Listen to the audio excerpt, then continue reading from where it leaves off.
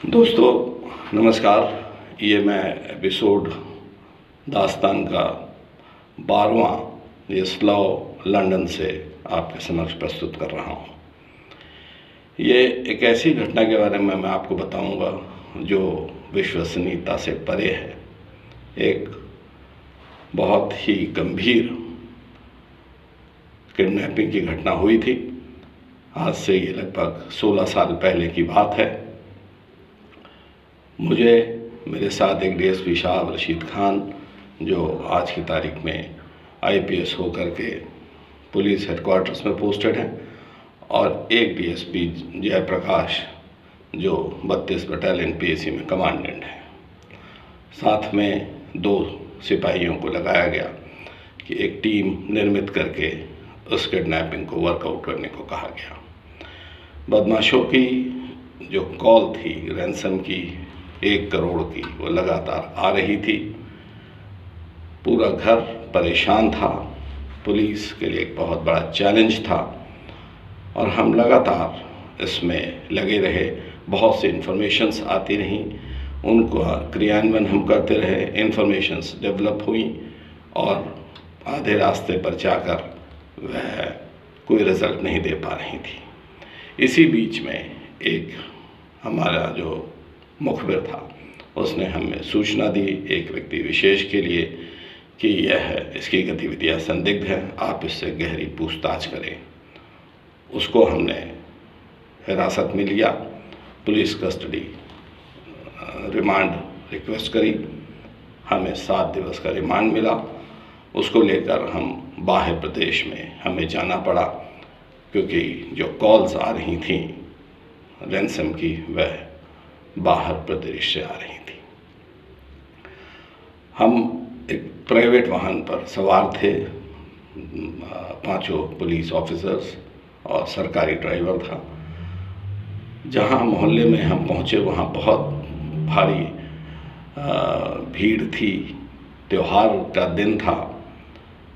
देर शाम से लेकर के और पूरी रात तक चहल पहल रहा करती थी। एक व्यक्ति विशेष को उसने इशारा किया और इशारे के बाद हम उसके ऐसी स्थिति में नहीं थे कि उसको हम हिरासत में ले सकते थे, क्योंकि बहुत ज़्यादा भीड़ थी। और अगर वहाँ से हम उसको हिरासत में लेते और वो रजिस्ट करता तो निश्चित तौर पर ना तो हम उसको वहाँ पर अरेस्ट कर पाते और ना हम खुद ही वहाँ से निकल पाते, क्योंकि वह एक समुदाय विशेष का पूरा मोहल्ला था। आधा 1 घंटा हम खड़े रहे। वह व्यक्ति एक पान की दुकान पर था।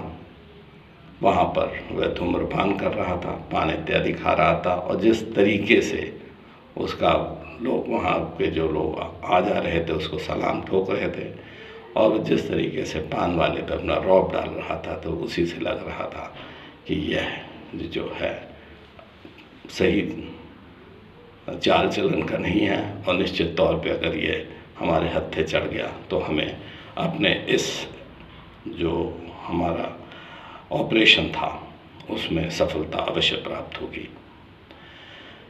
आधा पौन घंटा खड़े रहे हम ऑफिसर्स, आपस में डिस्कस करते रहे। सब ने यही कहा कि पेशेंस ही रखना होगा और कोई चारा है नहीं तो यहाँ से निकल नहीं पाएंगे। थोड़ी देर बाद वह व्यक्ति स्वयं चलकर मेरे पास आया और बहुत ही अपशब्दों का प्रयोग करके उसने मुझसे कहा कि कैसे खड़ी है ये गाड़ी, मैं बड़ी देर से देख रहा हूँ कि गाड़ी यहाँ खड़ी हुई है, क्या बात है। तो मैंने उससे कहा कि साहब, हम एक सवारी ढूंढ रहे हैं, 5 सवारियाँ हैं, 1 सवारी और हो जाती तो आगे जो बस अड्डा है वहाँ तक हम छोड़ देते। प्राइवेट गाड़ी है, ले जानी है, कुछ किराया निकल आता। उसने मुझसे कहा कि चलो आगे खिसको, और ये कह के वह आके मेरे बगल में बैठ गया। उसने कहा चलो मेरे को आगे बस अड्डे के पार छोड़ देना। यह सुनते ही मैं अवाक रह गया। गाड़ी का मैंने दरवाज़ा बंद किया और पीछे से हाथ डाल के मैंने गाड़ी को लॉक किया और ड्राइवर से कहा कि चलो भैया गाड़ी आगे बढ़ाओ। मुश्किल से 100-125 मीटर गाड़ी चली होगी। थोड़ा सा इलाका जो था वह हल्का पड़ा और आगे जब आधा किलोमीटर पार किया तो इलाका सुनसान मिला।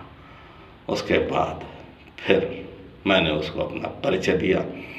परिचय दे सुनते ही उसका रंग एकदम पीला पड़ गया और वह अवाक रह गया। उसके बाद आप समझ सकते हैं कि गाड़ी में जो थोड़ा बहुत उसके साथ उसका ट्रीटमेंट हुआ, उसके बाद ही उसने पूरी तरीके से बता दिया कि किडनैपी को कहाँ रखा है और किस स्थिति में है।